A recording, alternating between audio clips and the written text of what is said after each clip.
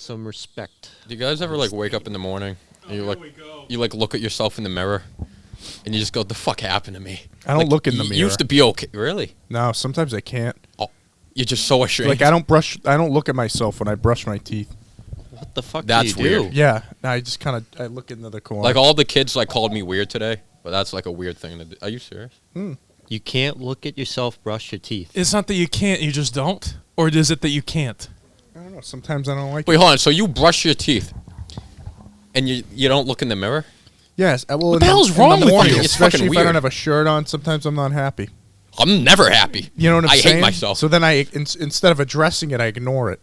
Well, dude, I look in the mirror and I think you're a fucking disgrace. Right. Like what happened to you? But if like, you this is how you present yourself to the world? Okay, well, don't look at me, kid. All right? No, it's more of a me thing. if you look at the toilet or the shower, you're thinking good. You're thinking nice. You look at the toilet and you think nice. That's nice, RJ. Shits are good. We're off to a good start here. What did you want to say? What were you saying? What's wrong? I don't know. I don't How'd know this where I was come up? going. Something No, about I was the just saying mirror? I wake up and I'm disgusted in what I see in myself when I look in the mirror in the morning. So don't look. What do you, close your eyes. Just, I'm like, Sit in the corner, face the wall. like, That's my this is what grandfather the- used to say. Sit in the corner, Right. face the wall. He had a point. He probably didn't Yeah. look in the mirror when he brushed his teeth. I just look and I go,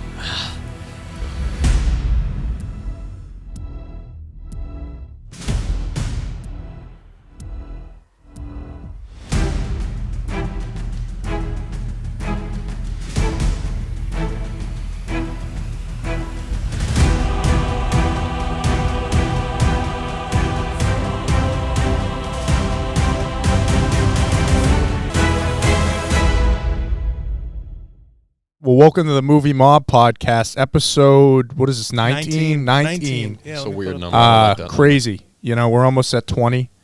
The 20th anniversary. Well, we're joined here with the crew. Matt on the left, Sam on the right, and in the middle, Nick behind the scenes. The Father, the Son, and the Holy Spirit, Oh, it's 3. and the Archangel Michael. There you go. All right? So here we are, guys. Let's get into the movie news. Well, it's kind of a somber first topic here, so I don't know if we need the music, Well, caffeined up, too. Yeah, let's hit it here. I forgot the theme. Robbie Coltrane, Hagrid. He passed away a few days ago, age 72. Obviously it's tough. We've talked about a few actor deaths this year on the pod, but Quite a few. I know. But Hagrid, dude. Talk about a guy that when he's on screen, you feel nice, you feel comfortable. He's a great character. That's a great way to put it. He's such a comforting presence. Right. And he's so iconic, especially with those early Harry Potter movies. The first one. Yeah. Like, when you think of that movie, you think of, like, Hagrid guiding Harry. You know, because everyone hated him, kind of. Hagrid kind of showed him the way. You're a wizard, Harry. That was... And he's just, I don't know, he's such an icon. And, it's sad to see him go. But he'll always be a legend for Right. movies. Well, he said it in that special. Like Hagrid's going to live on. Don't do it. Don't do through it. the to me. movies. I know. I Yeah, know. that was... But it's great. yeah. Those scenes in Hagrid's hut, little fire. those are It great. seems nice. Some pumpkins outside. Because a lot of those Hogwarts teachers sometimes can be no good. And he was a good exception. Yep. Sam, what'd you think of Hagrid? He was one of my favorite characters Yep. during this series, and I'd have to say, who else but Robbie Coleman to play him? Yep. He Or was the Robbie Coltrane. One of the other. Or Ronnie Coleman. Yeah, Ronnie. Lightweight. No, I'm talking about Ronnie Coleman. Derek Coleman on the Nets. What a guy. No, he's phenomenal. He's going to live on forever. Like he said, they're not going to remember him, but they'll remember Hagrid Right. for many years to come. It's a sad day, but, had to happen sometime. Yeah, and I guess he had an illness for 2 years, but it was undisclosed, so probably kept it under wraps, whatever that was. But it's a shame. But he seemed to be content, with his performance at Hagrid. I think he was aware of the impact that those movies and his character had. So He's a face of it. Our generation, kind of growing up in those movies. When you think of those Harry Potter movies, it's Harry, Ron, Hermione, Dumbledore, and him. Yeah. And Snape. Well, Hagrid's the one that gets sent to get Harry, Yeah. right? In that first, it's a shame, but like we said, we'll be watching for a while. Nick, you got any thoughts on Robbie? So you know how when you're like a little kid and you see a movie that you really like, it could be Star Wars, anything, right?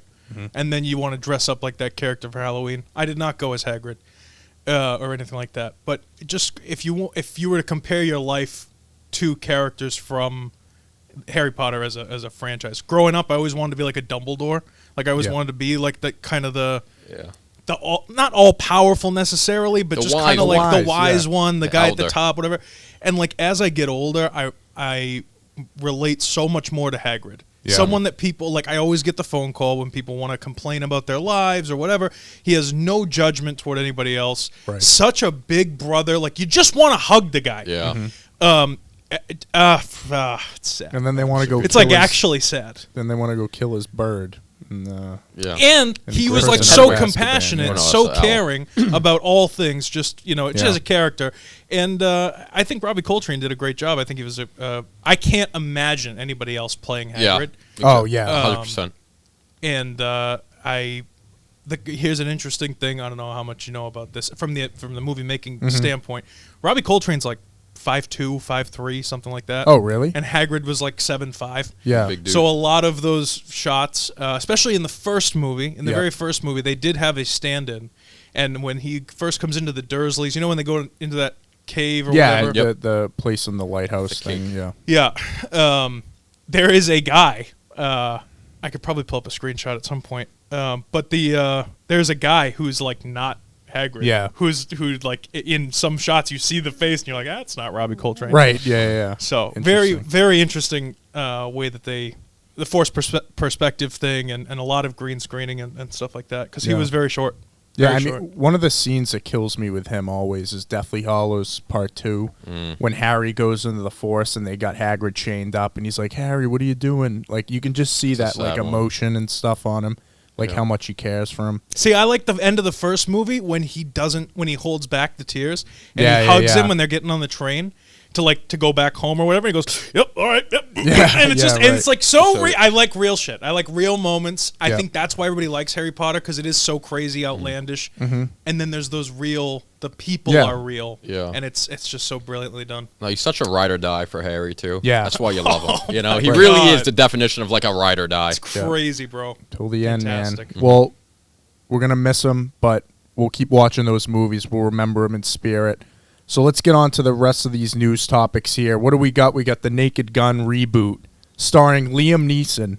Matt, The Naked Gun is one of your favorite comedies. Same here. These movies are fucking awesome. Yeah. Like when we're just hanging out, we're in like a weird mood. I feel like we throw in one of these and like, I don't know, it just gets us going. The guy, what makes him, Leslie to be honest, Nielsen, I think is his name. He makes him. Like I can't picture, like he's the guy. Like because he's a straight man. You know what I'm saying? Like so the best ever is when he goes to the lady who's climbing up in the attic and he goes, "Nice beaver," and she passes him a stuffed beaver. It's just bro, come on, he's so good. He's an airplane too. The best line is, "Oh my god, yeah." He goes, the woman goes, "Oh yeah, I got a stick off what do you offer for dinner?" He goes, "Oh yeah, they served fish or a chicken." He goes, "Oh that's right, I had lasagna." It's just so stupid. So dumb. So I mean, Sam, you've seen The Naked Guns, right? I actually haven't. You haven't? You gotta watch those. But have you seen Airplane? I have. Yeah, seen so Airplane. it's the same humor. I mean, what do you think though of Liam Neeson stepping into this role? I'm not really sure how to take it. I mean, he's in more serious movies like Taken, so it'd be kind of interesting to see how that transitions over to a more like less serious movie and more of a comedy, like everything's stupid kind of deal. Like Phantom Menace. I'm just kidding. Oh, wow. I love Qui-Gon. I'm sorry. I was just joking. Go ahead. Yeah. I mean, I don't really have much else to say. Well, I think to that point, I'm pretty sure that Leslie Nielsen, before he did these movies, was like a pretty like serious actor. Was he? Like he was in like a lot more grounded stuff. Yeah. So I feel like, listen, I hate, we've talked about this before, I hate the idea of the reboots and stuff, but I feel like I can't think of anyone else other than Liam Neeson to do this because he's so serious.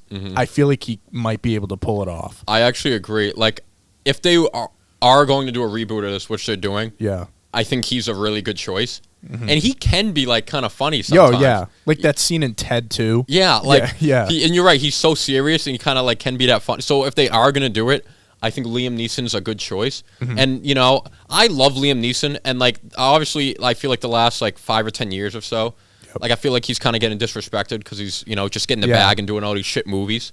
So I'd actually really rooting for this, like, to do well, maybe have some, pop culture appeal and kind of get Liam Neeson, like, hot again. He was in the North End the other night shooting a movie. Well, I did see that in Boston. But I'm more concerned, I'm sure you'll probably think this too, Nick, about the writing and directing, because I feel like that comedy, that, like, slapstick spoof comedy is not something that we see today. I feel like it's going to be really important. Like, do you think they can match that in this day? I don't. I'm really. Okay. Here he goes. I know. I'm trying not to like, go too crazy here. But when you remake King Kong, it's because you used a 1 foot tall puppet in 1933, and now you want it to look like a real monkey. Right. Okay. Why do you need to remake Naked Gun? Yeah, just make another comedy with Liam Neeson. Like, yeah. Why do you need to reboot that? Yeah. It was shot in color with live action on film with O.J. Simpson. But like, OJ. Why? But why do you need to remake it? Yeah. Why does this movie need to get remade? I don't understand. I think it's just at the end of the day, it's the name recognition. Get that back. It's all about the name. Did you see the Pink? This is another one like Pink Panther. With the original Steve Martin. But the original Pink Panther was hilarious. 1970, whatever the hell it was. Hamburger. Very, very funny. You know the Steve Martin version. Yeah. I watched some of the old ones. But the Steve Martin version sucks. In comparison. I mean, I haven't seen it since my biggest concern for this is like a lot of that slapsticky kind of humor, a lot of sexual jokes and a lot of misogynistic jokes. Yeah. And a lot of racist jokes and a lot of other stuff like that. That is not going, there's no way that that they're going to be able to include stuff like that. Not that I want the movies to be racist, but I'm just saying the movie is funny because of the boundaries that they don't have across the board. It doesn't matter who the person is or what they. It's like a Don Rickles inside his head kind of deal. Makes fun of everybody equally, and now you're going to have this dumbed down G-rated version of the Naked Gun, which pokes fun at what like white supremacists and I don't know. What is in today that they think that Hollywood thinks is going to be funny. Well, it's not going to be the same thing as Leslie Nielsen. It's not happening. I mean, it's like Tropic. You couldn't make Tropic Thunder now. No. You know what I mean? Could. It's such a classic, and like you couldn't get away with it now. Everyone would shit on it and get massacred. If that movie came out like maybe 3 years later, they'd be fine. I do agree with that point. Like, I really hope it's not a dumbed down version, which it definitely will be, because those humor, those jokes. Well, I mean, name a comedy in the past 5 years, a new one that you've seen that's genuinely like made you like laugh out loud. No, like I haven't seen anything. Yeah, no, I think maybe like 2012, those were kind of like the last era of really good, like The Hangover, The Other Guys. Yep. I think that was kind of the last era of Ted of like the last like really, really funny comedies. Yeah. Well, we'll talk more about comedies at the end of the podcast with the final question, but any final thoughts on this? No? Moving on.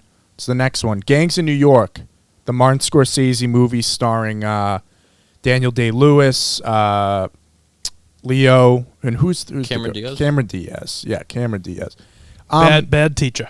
Bad teacher. I like that. That's the last thing she did. I like that movie. Have you guys seen this movie? I've seen Bad Teacher. All right, fair enough. Have you seen Gangs in New York, Nick? I haven't. It's on HBO. It's on HBO, right? Okay, so I'm the only one who's seen it. I've definitely seen this somewhere. I have not watched the movie, though. I don't know if it's on HBO, if it's on Netflix, whatever, but I've definitely seen this advertised somewhere, and I will watch it. I mean, I watched this a few years ago. How was it? And I didn't like it.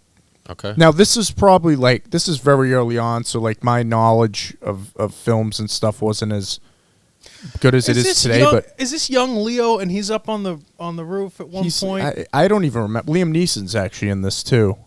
There's a big fight scene in there. Yeah, there is. I've seen that scene. I think my biggest issue with this movie is it's a time period of U.S. history that I just don't care about. I agree. And it's just the top hats and all that shit. I just the aesthetic is unappealing. Yes, exactly. Pre-depression, right? Like this is like late 1800s, I think so, early 1900s. He plays the butcher. Amazing performance. That's one of his best performances. But I don't know. From what I remember, the movie itself wasn't that appealing. But I guess they're doing a series now, and Scorsese's going to direct the first 2 episodes and executive produce it. I don't know. I'm assuming probably it's going to be different characters and stuff, not a remake. It's interesting that he's a part of it, though, for something that he already made. Yeah, because it's the series now. See, this is how I feel about. I'm going to say it now because I'm not going to participate later. But for Rings of Power, they should have had what's his name there. The Peter New Jackson. Zealand guy, Peter Jackson. Peter Jackson. Yeah, he should have been involved in Rings of Power, and it probably would have been something worth watching. But this, hopefully, because now Marty does executive produce a shitload of stuff. He does. He loves that back end royalty money. I was going to He say executive produced Joker. You just stick his name. How much was he really involved? But you put his name on it. Oh, he'll write a check for probably $50,000, maybe even $1 million. Who knows? Maybe he'll puts his name on it, and then the EPs always get the back end stuff. So when the movie do you know what the back end is? Does that make sense or no? Okay. So he'll be getting checks the rest of his life for when it makes money. Yeah. And 10% of the front end budget. I'm pretty sure he executive produced and directed a few episodes of Boardwalk Empire, too. Oh, yeah, 100%. So, I mean, he's done the TV before. The thing that surprised me, not to cut you off, was the directing the first 2 episodes. Yeah. That's a big deal. That's especially crazy, for Marty. Has he ever directed a TV show before? I think he did the pilot of Boardwalk. Oh, Yeah, interesting. yeah. Okay. So, I mean, it's cool. I mean, we've seen this a lot, like Lost with J.J. Abrams. They're kind of involved in the beginning and then dip out after. All the time.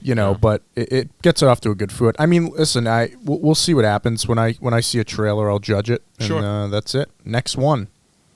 Here we go. Not a series, movie. I thought you said it was a series. No. Maybe I mistyped. But regardless, some news came out the other day. Matt, careful, you're wearing sweatpants. Yeah, it's official. Henry Cavill is back. The news is out. I can't. And Man of Steel 2 is in development at Warner Brothers. We're getting a sequel to Man of Steel. When this news dropped, there were about 20 million women who just went wet. Just including you. It started pouring rain. I mean, it started pouring. It just started pouring out. At places it shouldn't be raining. Right.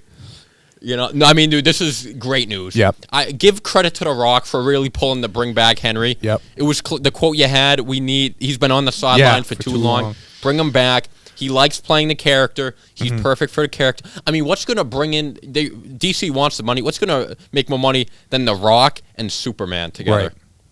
Right. So I really like Man of Steel. I think it's really one of the most underrated superhero movies. Yep. I don't anticipate they'll bring back Zack Snyder. I don't think so either. But just to have Henry back, I mean, it's fucking super. How can you have a universe and not have Superman? Right. So I'm happy he's back. He's the guy. Very good news. It's about damn time. Sam, you excited about this? Absolutely. Like Matt said, Man of Steel was definitely one of my favorite superhero movies. Yep. Great movie. It's great to have Henry Cavill back. I mean, because he is the face of the franchise at this point.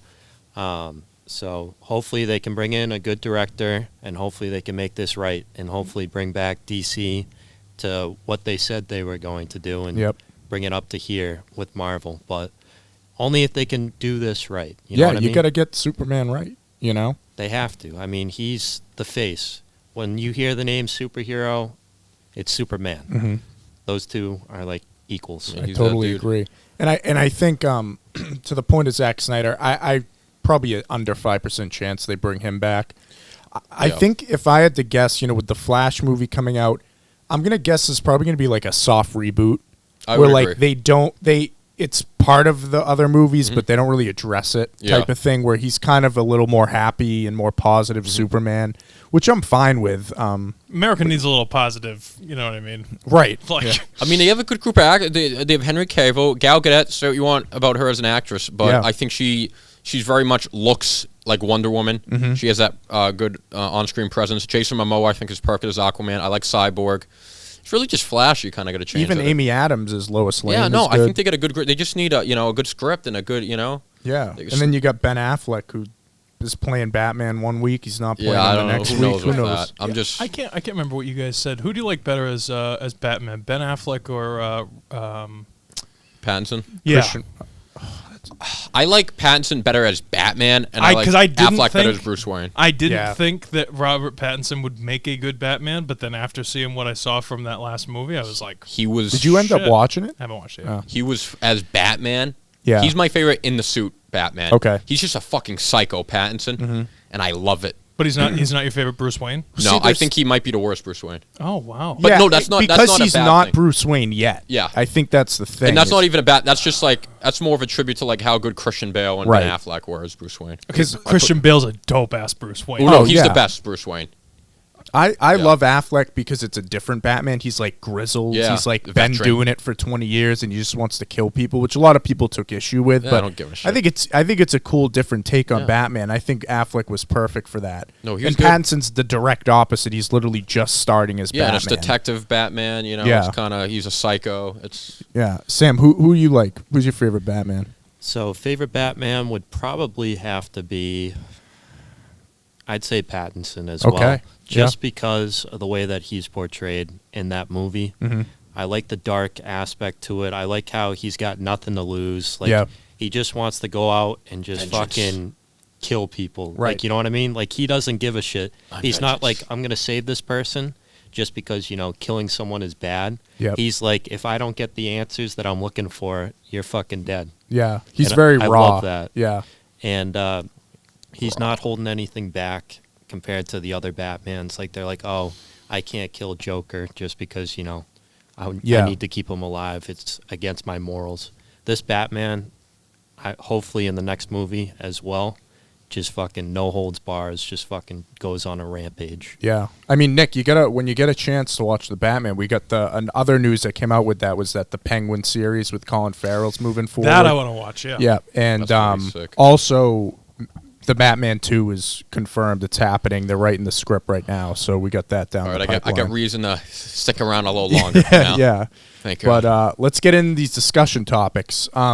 So Creed 3, we got some posters came out one day, and then they dropped a trailer the next morning. I was surprised. Now listen, I wasn't excited for this movie for a few reasons. I just feel like this genre has been, they've done it all. Mm-hmm. I liked Creed 2. But I felt like it was a good fitting ending, especially for Rocky, who's not going to be in this one. But Michael Jordan's directing this, his first directorial debut. Jonathan Majors, when they casted him, I'm like, okay, it's a good casting as the villain. Mm-hmm. Rumors going around that he was going to be playing Clubber Lang's son. He's not. I watched this trailer, and I got to say, I was impressed. I think they raised the stakes, which I think is what you have to do when you're repeating the same movie over and over again. You have to make the stakes higher, and I think this storyline is pretty interesting. I mean, listen, I'm in. Yeah. With these boxing movies, I mean, basically what you're going to get. I'm pretty much just looking for an entertaining movie. Mm-hmm. I'm not really too into, like, I don't know, trying to make sense of it all. Just if I can just go 2 hours, it's a good time, I'm entertained. And Michael B. Jordan's awesome. Jonathan Majors, I think, is going to make he's fucking jacked. I don't know how Creed's going to win this one. He's got a height advantage on him, too. I'm sure Creed will, get in the gym, something, whatever. But I will say, I'm a little sad. Rocky's not. This will be the first one that Sylvester Stallone won't be in. I know. Which is interesting. Because he doesn't die, and they didn't say that he's dead in this trailer, so it's kind of weird. Yeah. Nick, you look like you want to say something here. Nothing. No, that's good. Sam, what do you think? Am I excited for this? No. Wow. Will I see it? Probably. I'm going. You can only do so much with these kind of movies. Yeah. We've seen, like you said, pretty much all, like, movies like The Fighter, the early Rockies. Mm-hmm. Those were phenomenal.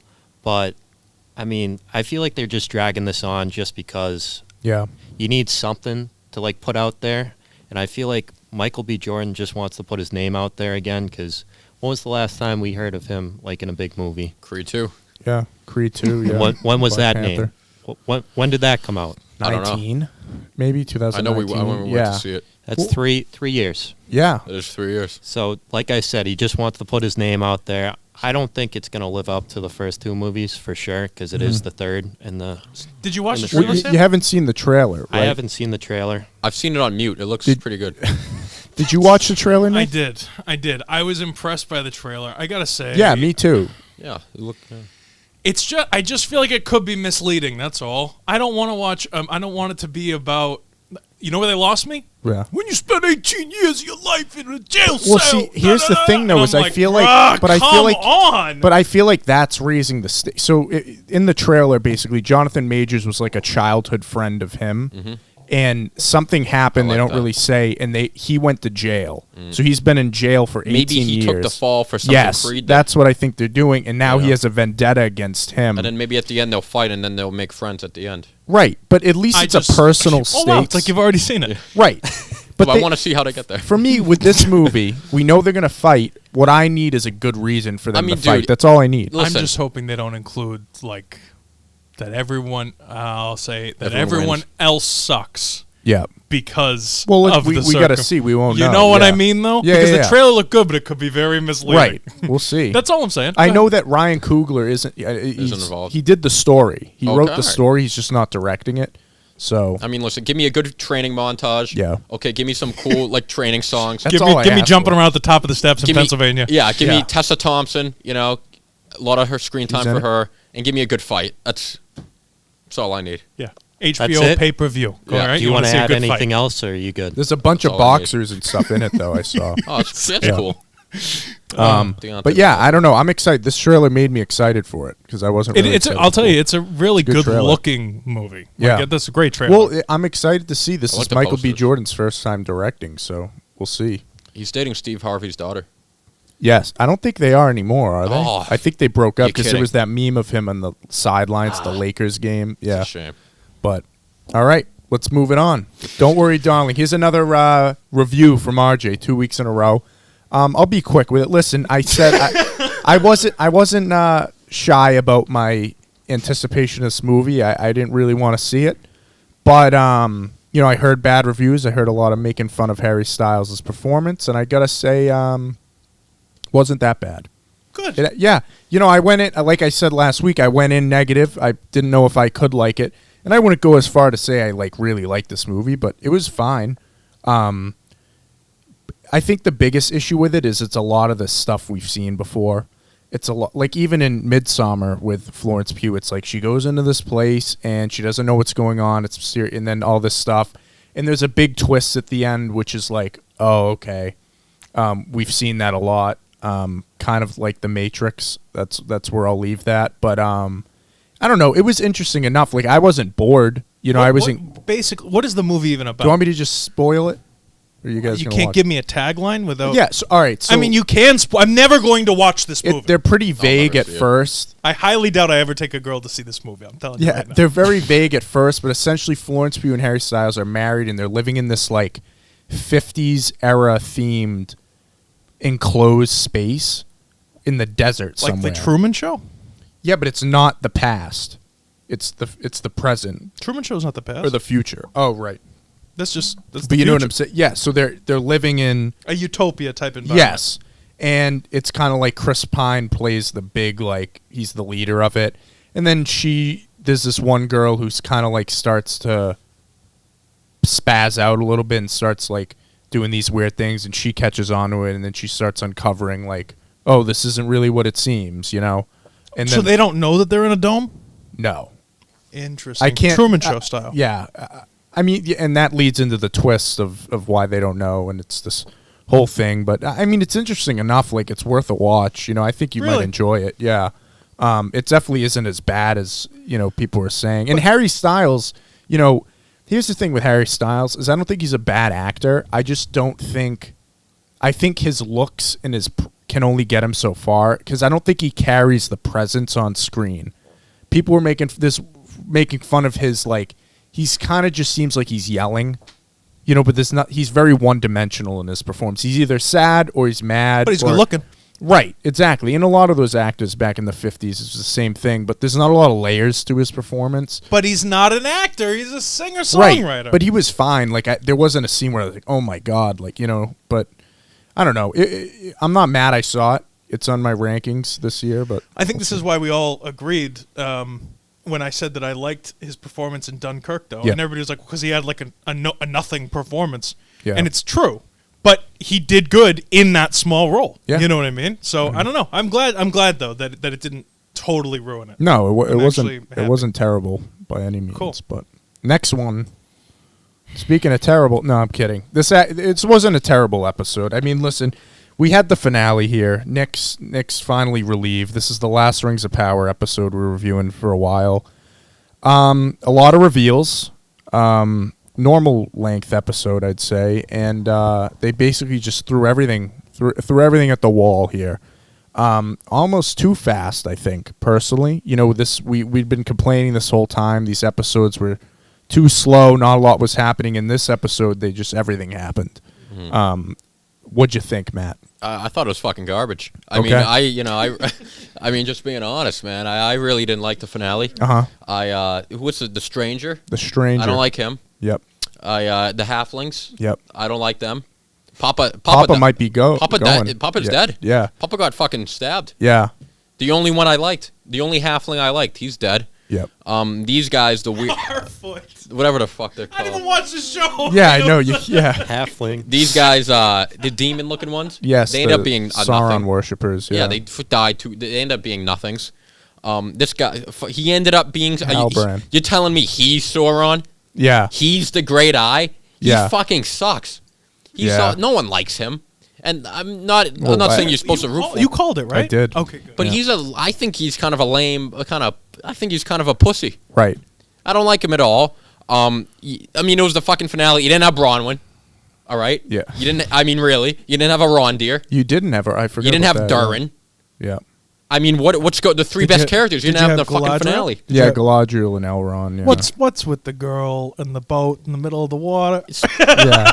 Very funny, Nick. It's good. That's the best thing you've ever said, dude. Yeah. I loved it.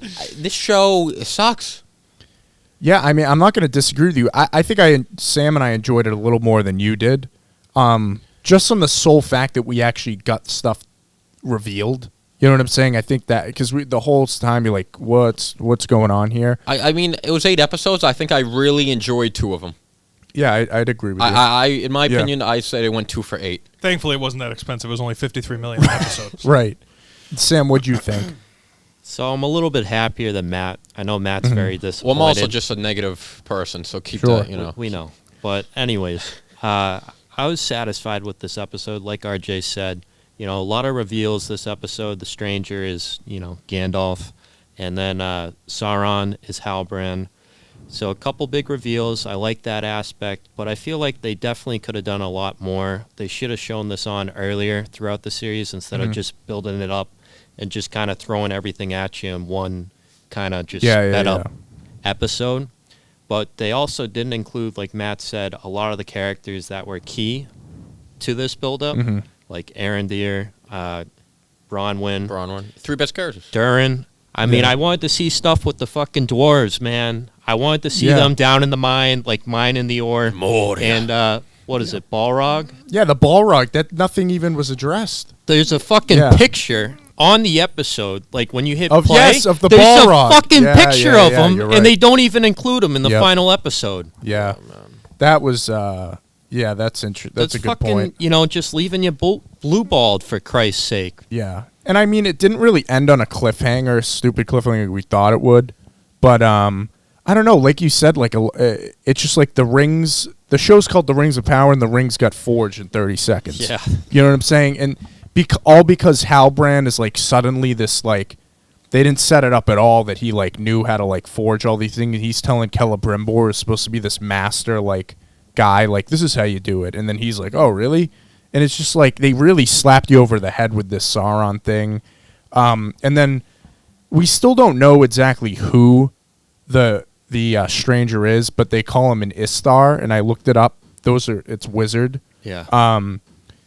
You don't know which wizard he is, but he does say an exact line that he says to Merry and Pip in Fellowship of the Ring that Gandalf says. So I think all signs are pointing to him being Gandalf. So I don't know. I mean, I really don't feel anything towards this show. I'm not going to be itching for the next season. The Halbrand is Sauron thing, I saw it coming. I feel like they were really hitting you over the head with it. For me, that's the most disappointing part because I think Sauron is so cool in Lord of the Rings because it's this big mystery. Yeah. You really don't know you don't really know anything about him Yeah. in Lord of the Rings except he's the fucking the Great Eye. And I feel like certain things I don't want an explanation for. all right, he's the Great Eye. It's mysterious. I don't need a Sauron. He's Yeah. And if I'm gonna get it, make it good. I think he's fucking lame, Halbrand. No, I think he's kind of stupid. He doesn't give me evil. He doesn't power get it vibes. done. Yeah. RJ, he doesn't. The juices don't flow. The blood doesn't get pumping for him. So there's no Right. movement. Is what you're saying. There's no movement, dude. It's fucking. You're soft as fuck. Yeah. Negative with him. movement. It's flaccid, dude. Yeah. And he broke the rule. One does not walk in a Mordor. He just walked in. Fuck him. Yeah, it's unbelievable. Doors open. Well, listen, they said it's going to be, a little while till we get another season. Oh, So, Good. damn it! yeah. Oh, Damn it all. What will I do? Yeah, we're all disappointed. But any final thoughts on the Rings of Power? Season 1's over. Happy it's over. All right. We just checked it off the list. It's done. It's over with. Let's yeah. move on. I mean, that was a great point, though. Seriously, if you're going to, about Peter Jackson, if you're going to make the biggest show ever, you get Peter Jackson to do it because he's a guy that he thrives in those big budget. Yeah. The only reason it's as big as it was, Lord of the Rings, is because of what he did with it. Right. Don't cut out the creative Yeah. out of the thing that You're right. I heard initially they were going to have him involved. Yeah. And I think he had like a bunch of notes and everything, and they just They didn't even send him the script. No, they said actually we're all set. Wow. Yeah. I mean, it's so disrespectful. I know. The opposite of House of the Dragon, who has fully included George. Yes. You know. So let's get into it. Really quick, can Yeah. I make one comment? I almost feel like this whole first season of Rings of Power was what House of the Dragon did in the first 3 episodes. Remember how like we keep talking about House of the Dragon as like the earlier cast. I was the one that was saying like last season. And I mean like the first 3 episodes, whatever it is. I feel like they set everything based on what you guys are saying. I feel like they set everything up for this last episode, episode 8. They could have saved $300 million and done this entire story, cut out the extra shit that they didn't need. It's so bullshit. And they're also 70-minute episodes. This episode 8 should have been episode 3. Yes. No? Yeah. Well, Yep. and I think to that point, it's like I'll say the worst thing personally that I could say about a show. I'd say about the Rings of Power, and I don't care about the characters. Yeah, dude. And there's so many of them, and I don't really care about any. No. Elrond and Durin are the exception, but other than that, I really don't care. And that's what keeps you involved in a show at the end of the day. The opposite of House of the Dragon, because I care about like 30 characters in this show. Yep. Like it's and You know what's a great example? That show, I've literally wept at certain points. I've sat there by myself watching it. I actually watched this one, not by myself, this past one, but I've sat there and I've been like upset. Yeah. You know? But to that point though, what's a great example of a show that story-wise gets worse, but you care about the characters Lost. You know what I'm saying? The only reason we continue to watch that show is because you care about the characters. Because after season 3, when they started doing the flash forwards for Lost, it sucked. It sucked. Yeah. But I'm so invested in fucking Sawyer, Kate Bishop. I need to see how those stories end. Right. Sam, did you ever watch Lost? I have not. You'd like it, I think. That'd be first 2 seasons seasons are excellent. Yeah. First Every episode. time. I watched one episode. Good episode. Best pilot of all time. No, it is the best it's a pilot good of all pilot. time, easily. But What's it on? I don't. It used to be on Hulu. Netflix. I think it's on It Hulu. Yeah, Hulu? maybe. I'm pretty sure it's on Hulu. Yeah. All right, I'll give it a look. But Na-na-na-na-na-na-na. House of the Dragon. Come on. We're back, baby, and we're almost done. It's a shame. But the penultimate, Game of Thrones. They're known for it. The episode 9. I wouldn't say that this is like as big as the episode 9s of Game of Thrones, but I'm fine with it. I think all these episodes have had big moments happen, and this kind of continued it. Good episode. I said to you, Nick, the other day, though, I definitely feel like this is the weakest episode of the season for me. If I had to rank them, this would probably be last, but it's still a good episode. Like we still have yet to get a bad episode of this show. What'd you guys think? Let's just get into it. I mean, it's interesting because I love this episode. Yeah. But like talking to a lot of people, it seems like everyone liked it, but they think like, it's probably the weakest episode because like not a ton happened. Right. Me personally, I like those episodes a lot because you get kind of some of those smaller, more intimate like character moments. You get like, I don't know, the like it's the build up. Something's coming. And I don't know, I kind of like the side missions like. Eamon and Yep. Kristen Cole and the George Kittle twins going in Flea Bottom. They're looking, you know, you get to see different parts of like kind of the world. Right. What's her name? Fucking Massaria. Oh, I got to talk about The her. white, whatever. Yeah. You get to see her. Like, I don't know, just to see different little things. And I really liked it. I love the George Kittle twins. Yeah, they're great. I don't know Eric their and names. Eric. I fucking love like it's one episode, and I like love those guys. Yeah, You know, No, you're right. That's a good point. you know, I already like if one of them died at the end of the episode, I would have been fuck. Like I my wanna see issue more. wasn't even with that. It was more with the ending and just kind of Okay. how an overall. I know we you said we blow this show a lot. We do blow it a lot. But I do think they have a slight issue to where there have been a few times this season where you needed to watch the inside the episode to understand something. Am I right about that? I haven't watched any of the inside Because episodes. I've talked about like my parents, for example, and a few other people. You know, with that scene when Alicent was talking to Viserys and he like was blubbering about the Aegon thing. They didn't understand what was happening there. You could use more context. I in think, some and I think situations. this end scene with Rhaenys and stuff could have used a little more context in her, like, why didn't she kill them? Because if you watch inside the episode, it makes sense. Ryan Condal's like, she doesn't want to be the one to start the war. See, I didn't. See, I got that though. Yeah, you did? From the scene between the that upper left picture. Yeah. Between that during that. Yes, yes. I knew in the next scene when she walks away, I'm like, she's getting the fuck out of there. Right. I didn't realize she was going to do it on Dragonback, but Yeah. I was like, yeah, she's going to Rhaenyra.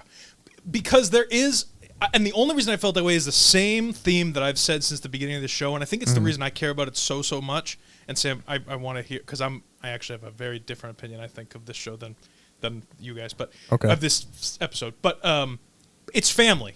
Yeah, It's yeah. family. It's blood, and and the reason is in that scene she calls her Alicent Hightower, and I went, she's done. Yeah. She's out. She's out. She said, "Oh, Alicent Hightower." Blah blah blah. And I was like, "Ooh, Yeah. you're not family, bitch. You ain't family." You know what I mean? They fucked up locking her up too. yeah, Oh, that yeah, was that was so a bad- bad. That was such a like. What do you like? She's like such a smart, headstrong. Like you really like locking her. That's fucking that's Yeah. disrespect. They fucked up. That's when they lost her. Any chance they had, locking her up.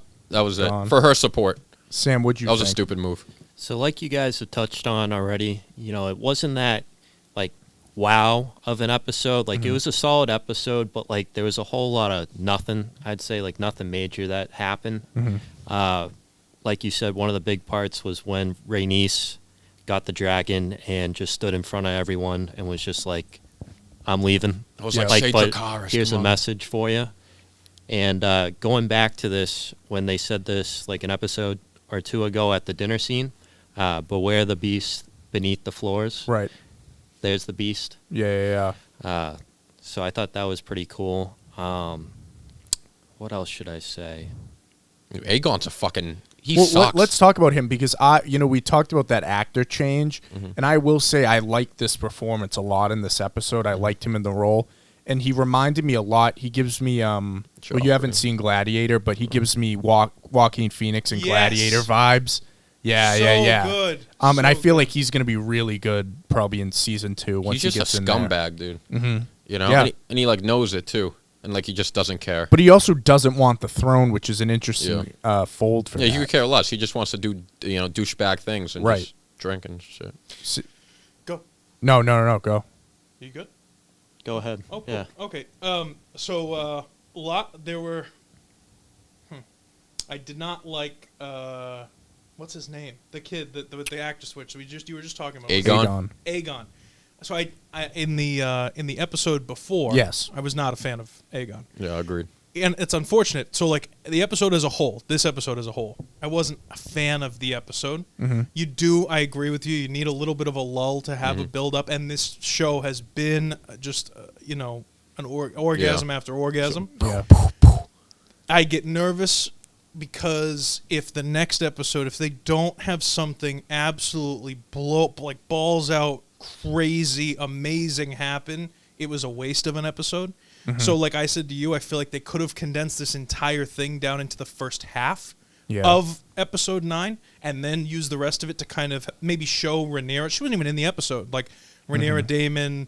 They have to do all of that setup. They have to do so the episode where most of it is the battle for the crab people Episode 3. right? It's just that whole episode is just the battle. No, it's the second half. Yeah. Hold on, that's what I was saying. Yeah. It is technically just the battle, but it's also Other Viserys stuff. Yeah, and Rhaenyra yeah. and all. So we didn't see any of that. This is like really, it was a strange kind of moment for me. Anyway, they did have to cover a lot of ground. I'll give them that. And the Aegon's not wanting to take over, and his whole character thing is a really, really cool moment. I love the little subtleties. I like a show that you have to watch. If you miss a word, you miss the whole Yeah, I do episode. too. yeah. You got to pay attention. I like Lock in. having to pay attention to things. It makes me feel smart Yeah. when I get the stuff because I Right. paid attention. Yeah. The individual who I watched this episode with was wondering why the swords kept going down behind, and it's because the swords offer protection over the king, and they come down behind the king because they're not protecting anybody else. They're the king's guard. I love that. I love that whole visual scene. Yeah, that was symbolism. cool. That was cool. I thought it was so dope. I thought they were complete morons for having it where they had it. Why did they put it in the spot where the dragons are? Yeah. Obviously, it was moderately convenient, which is what Rhaenys was going to escape on a ship Right. until she saw where they were having the Yes. coronation. Yeah. And that changed her mind. Mhm. And I think that was a really awesome moment there as well. The twins, I like the twins. I like that they're not. love the they're twins. not like those. They don't see eye to eye. I love that Yeah. because normally when in movies and TV, I'm saying in general, they usually portray twins like like The Breaking Shining. Bad. The Yeah. cousins. Both of them at the end of the hallway, they They're interchange the same. places because they're the same person. And Yeah. and this is not that at all. They are individual characters, which is super cool.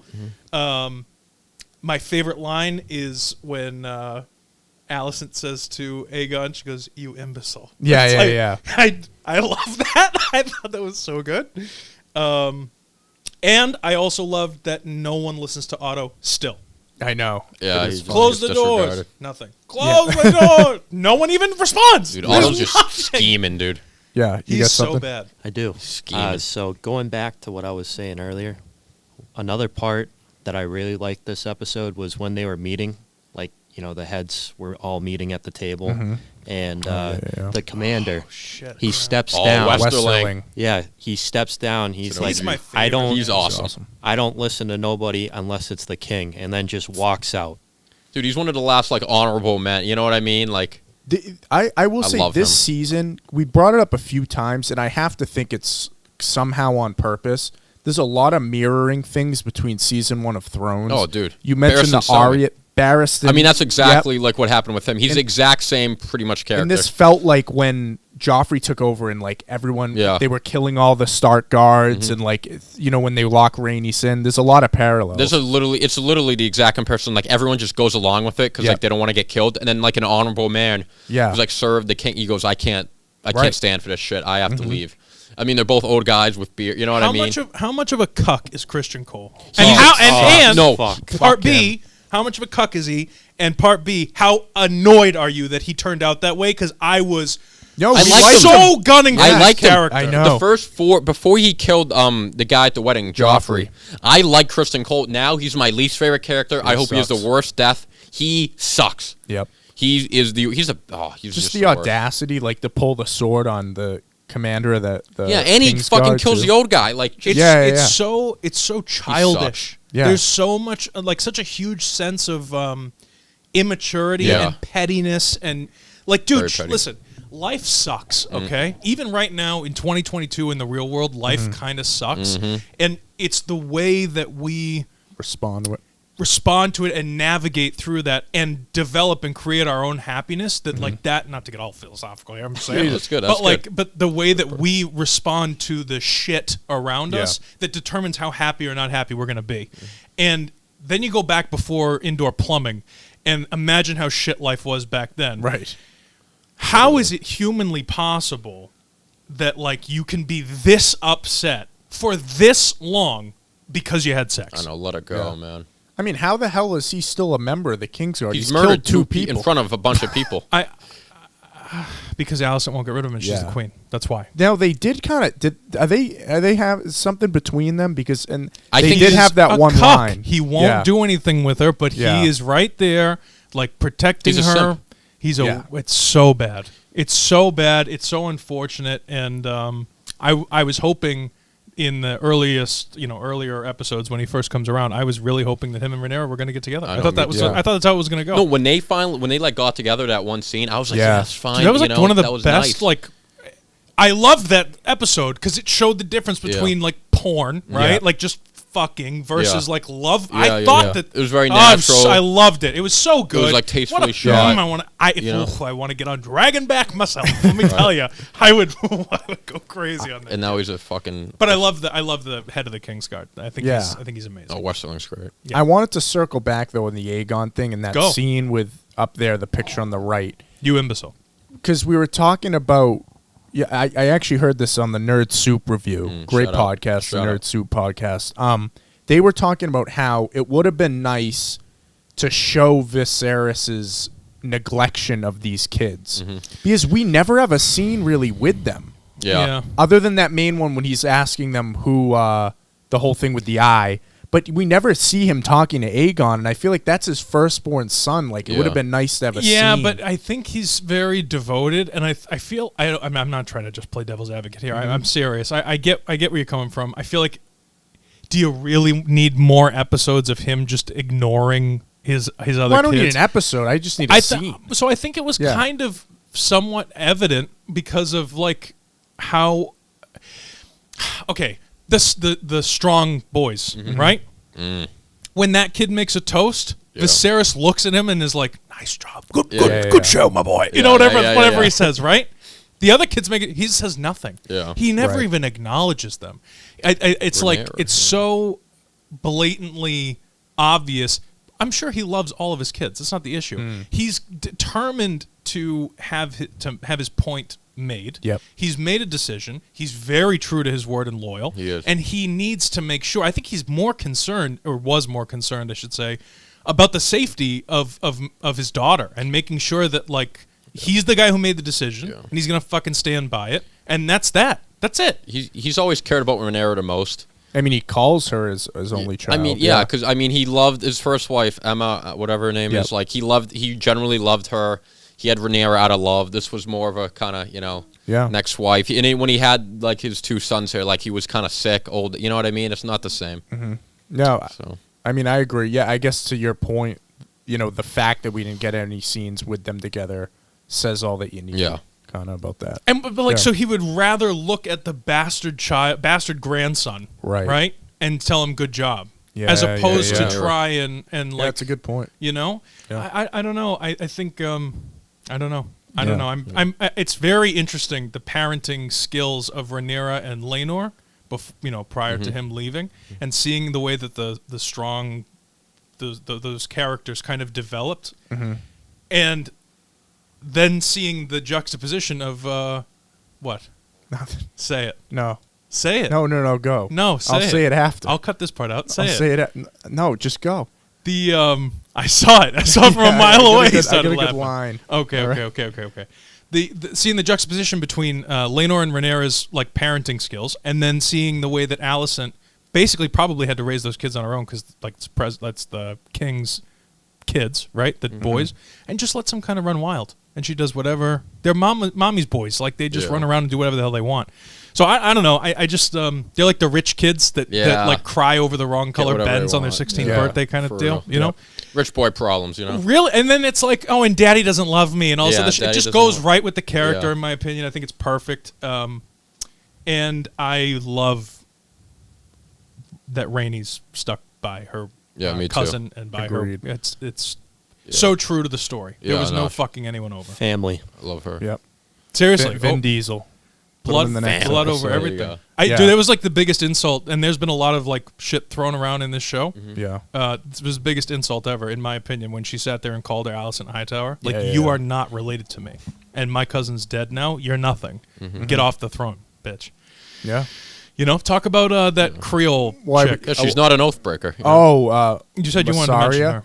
Yeah, I just think her accent is atrocious. That's why I said it's Creole. So is it Creole? Is it French? And I guess that she has a normal British accent in real life, and they just made her do it. So why does she talk? Yeah, because they wanted her to seem like exotic. She's like See, that's more racist to me than like Airplane. She's switching through like 3 different accents. Like one part, she's just like, it's bad. I don't know. She's like the worst actor in the show right now. And you said you texted me on a couple days ago, whatever it was. You think that that's going to become part of like a... well, yeah, that was your point about I think a lot of these smaller moments in this episode are going to come back in season 2. Yeah, and I think this was an important episode for setup. With Aegon's Bastards, I think that's going to be something that's big.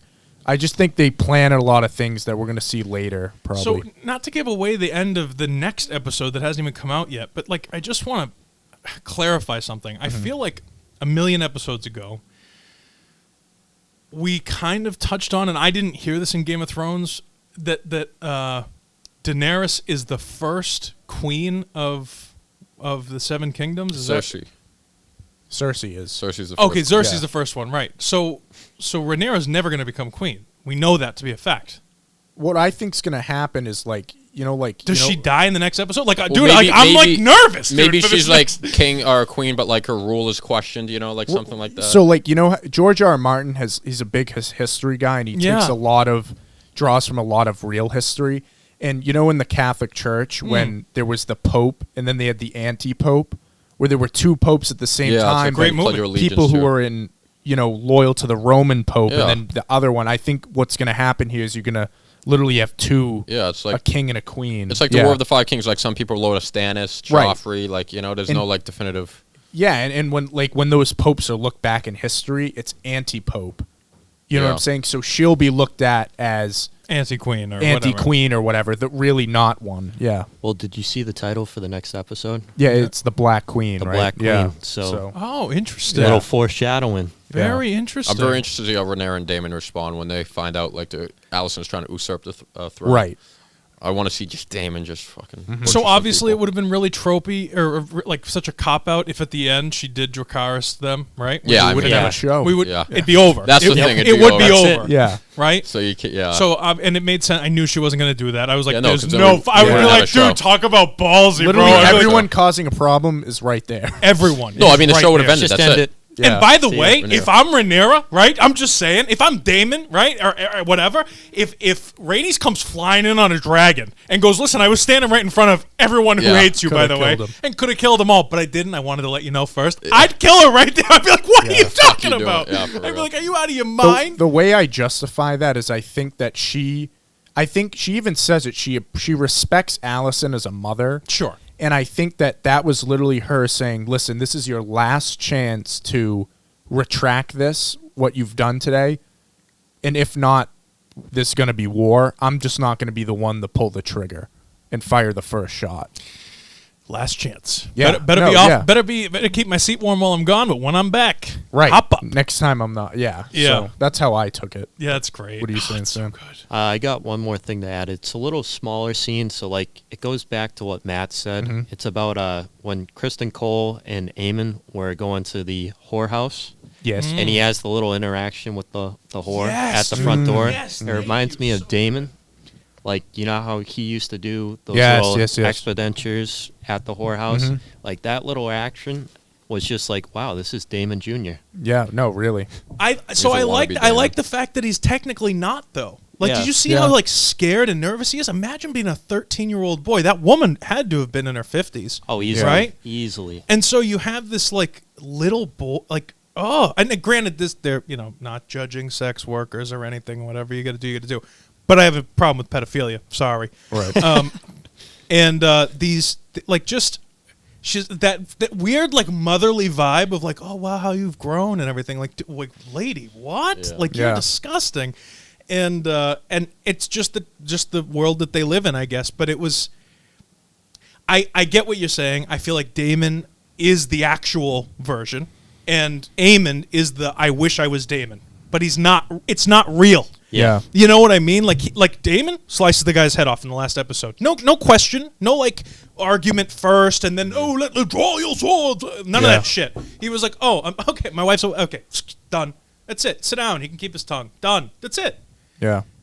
Aemon had to stand up, make a big spectacle, big speech. He's a baby. They're all babies. He's all bark, no bite. Right. That's the point. That's what I'm saying. I mean, against his brother, it's a little bit different, but brother on brother bullshit is always there. Yeah. But like, it's very interesting because it's like he wants to play. It's like a Halloween costume. I want to be this for Halloween as a kid. But I'm not. You're not really that. You're not really an astronaut at 6 years old. You're a kid in a costume. Yeah, it's very interesting. I love these characters. I mean, listen. I mean, I'd say that the whore in this episode isn't the only one with a little kink, right? There was one scene that really knocked us off our feet, right? How you doing? Knocked us off our feet. That was very good. Yeah. That was very good. What'd you guys think of that one? Knocked the socks off. That was pretty fucked up. Yeah, I mean, that's really. Yeah, it was pretty weird. I mean, listen. I know that you. I don't know where you stand on this, but what? I don't have a foot fetish, you creep. No. Like that scene in general, I do think it's interesting because it shows more the dynamic between Laris and Allison, and I think whether or not it's obviously Laris a weird is just thing, more but of a fucking weirdo. Yeah, and it's more of an exchange too. 100%. She gets the information he has. Information for feet. but we've talked a lot about in the show how like Rhaenyra, having sex with Kristen Cole was an abuse of power. I feel like Laris in that situation probably feels like this is the queen of Westeros, and I'm sitting in a corner, whacking off to her feet. It probably is a big power trip for him too, Okay. You know what I'm saying? I feel like that's where he's coming from a character standpoint. He has control over her in that. I just feel like he's not gonna give her anything unless. Right. No. Exactly. Well, that's why he keeps pushing to give her. Oh, do you want to know information so I can get the feet? Like, anything you want to know, I can do anything you want. Like, show me the feet. Well, that's why he says early on, like in their earlier interactions, like after he did that deed and just got rid of what's the place again? I keep forgetting. Harrenhal. He's like, I'll need your services at some point. Like, you'll return the favor for me later on. So I guess this is the favor. He's like, God, everything that happens, you can be like, oh shit, that happened. Every word, every line. Right. So deep. Nothing's wasted. Yeah. So deep. It's brilliant. This is a brilliant piece. And the way they edited that scene was phenomenal. It's the first time that you see his feet, like his shoes. It's the first time that they cut to a shot of his feet first before anything happens. And when it had the close-ups of her like taking her shoes off, I'm like, why are they showing? This is weird. Like, this is a weird shot. It's supposed to make you feel awkward. It's supposed to make you feel a little weird and awkward, and it was brilliantly edited. I thought that was good, man. It was good. It's a very good. It's just the whole show. I get the chills when we talk about this show. I really do. Awesome. Well, we only got one more week to talk about it, unfortunately. I've been abstaining from the previews at the end of the episode. I haven't watched the preview. Did you watch it? No. I watched the inside the episodes, but I never watched the preview. So we don't know what we got coming. So it should be interesting, I'm sure. We're 9 for 9 right now, so I'm sure it'll be a good end. Big things. It's a shame though. I just hope that I really hope it's the finale that we're looking for. I hope so too. Me too. We'll know next week. You don't know anything about it? You don't know if it's going to be like an hour and a half style finale or anything longer? They usually don't. I'm just asking. Yeah, so same time. Yeah, usually. I think it'll be the same. But listen, I can dream, can I? Rings of Power set a low bar, so let's see. Yeah, that's true. All right, so any final thoughts on episode 9 before we finish it off here? Just looking forward to the finale. That's all. Same here, Sam. All right, well, we were talking about Naked Gun. We were talking about comedies. Here's the question of the day. What's your favorite comedy of all time? Let's go. Who's got it? Is Ferris Bueller, is that a comedy? Yeah. Really? You don't like Ferris Bueller? That's not what I said. I love the question is, what is your favorite of all time? I mean, he loves Ferris Bueller. He does. Ferris Bueller's like top 5 movie all time for me. Okay. Yes, it's. I love Bueller. Yeah. Bueller. Yeah, come on, dude. Ferris Bueller is just awesome. That scene when he's in the parade with like all of Chicago, and then they all come out clapping. He starts singing Dankeschön and then Twist and Shout by the Beatles. Right. I mean, that movie's all. I don't know why you make it. I feel like you didn't like my answer. No, it is. Oh, okay. All right. No, all it's right. I know he seems very aggravated. Yeah, I don't know. You kind of. I'm just thinking the day they reboot that movie will be your last day on Earth. I'll boycott. Yeah, fuck. Dude, that's a perfect movie. No, that's a good pick though. Dude, I like Ferris. Like I remember I saw it in 8th grade for the first time. I was like, I got to do that. Like I want to like. I think it's a cool movie. Sam, you got one? Come back to me. I gotta think about it. I got mine, unless you got yours, Nick. I have a couple. I love comedies. I mean, to me, the movie that I consistently go back to makes me laugh every time is The Other Guys. Such a good one. I don't know. That's like classic. The last like real comedy that came out, And like, I fucking love that movie. Michael Keaton kills me. All his one-liners in that. It's just so good. You guys here for the new bath mats? Yeah. Will Ferrell and Mark Wahlberg's chemistry, the back and forth. Just love that movie. Dude, there's like 40 fucking things from that movie that are like so iconic. Just the TLC like references. And Gator don't take no shit. It's all, the Gator thing. It's just so good. He's a pimp. But that to me, I never don't laugh at that movie. That is a great movie. But I mean, Anchorman too. There's so many. Wedding Crashers. You got one, Nick? I always go back to Ted, the first one. The first time I watched it in the theater, I kid you not, I almost got kicked out of the theater. Like I laugh, you know me. I don't know if you noticed, but I laugh really loud, and it's not fake. Like I can't make it up. When I laugh, that's it. Right. And it caught me off guard so dramatically to watch that movie. I like almost peed myself. Like I was like to the point of like silent laughing. Like it was like people were in the theater like this. They're going, "Who's that up there?" Like shut up, you know. Dude, Ted was really good. I like The Grinch. I think that's very funny. I love Jim Carrey movies. Airplane, we mentioned It's a lot of great comedies, but I've just never had a reaction and on an initial watching. Yeah, right. You watch a funny movie, going, yeah. It's like when you text your friend LOL, you didn't laugh, right? But you say LOL because it's funny. In your head, you go, you know. Well, that's what I'm saying. The mark of a good comedy is you rewatch it, you keep laughing. And Ted, I still laugh at. Ted 2 didn't laugh not as much. No, you know. But Donnie in the first Ted movie, bro. Yeah. Wow. Have you ever seen like Analyze This, Analyze That? Yeah, I've seen the first one. I also laugh very hard at those. Yeah. I like the first one. I the love Fockers the second one. movies. Those are good. Those are underrated. Yeah. Yeah. Dude, the hardest I've ever laughed during a movie is the first time I watched Borat. Oh, Borat's like, a good one. How old were you though? I think we were in high school. I don't know. The first time watching Borat. I came over, you and Joe were watching it one day. And it was a scene when him and Azamat were like naked fighting. Yeah. And I'm like, what the? And like, I went home and watched. I was like, this is the best movie ever. Right. So is it the funniest movie ever though to you, or is it like? There's a lot of shock value in there. It's crazy. It's the most. Like I don't watch Jackass and go, this is such a good comedy. Know it's coming, Yeah. It's the most I've ever laughed on a first watch. Yes. Yeah. But and for me, the other guys, when I rewatch it, I still laugh. So that's success. Where I'm coming from on that. But yeah, there's so many comedies, but not enough good comedies coming out right now. Because everybody gets offended by everything. Shortage. Right. I mean, Sam, did you think of one? I have. Okay. Yep. After long debate, we're going to go with Step Brothers. Good movie. I mean, that's a classic pick. Will Ferrell, John C. Reilly, dynamic duo. They're just playing off each other like the fucking drum set scene. Did you put your nuts on my drum set? Yeah. Classic. Fucking classic. Adam McKay. It's got great one-liners, too. And I just think the parents also are great actors in that as well. I love the dad. Just Dahmer's dad. Yeah, it's so fucking That's mad at them. That's where he's from. Yeah. Okay. When they shoot the music video on the boat, and then he Boats finds out, and he's hose. like, all right, you two are gone. You two are gone. That's the last straw. The Catalina wine mixer. Yep. That's a classic. Fucking Step classic Brothers movie. classic. I mean, they don't make movies like that all anymore. those Will Hangover. Ferrell, Adam McKay movies, Talladega Nights. That's a great one. Ricky Bobby. Those are Ricky classics. Bobby. Yeah. Ricky Bobby. But now Adam McKay's making serious movies like Don't Look Up. How's that working out? That movie all right. blew. Anyway. That's so true. Yeah. That's it. That's it for the Movie Mob Podcast, episode 19. All right, next week's going to be 20. It's also going to be the finale of House of the Dragon. Very emotional. We'll bring the tissues, all right, for that one. You guys got any final thoughts before we leave it? I have no thoughts. Right on. Well, guys, as always, like, subscribe, comment below what's your favorite comedy movie of all time, and what would you see in the Harry Potter mirror that we can't think of the name of. Oh, that's a good one. Anyway, we'll see you next week. How you doing?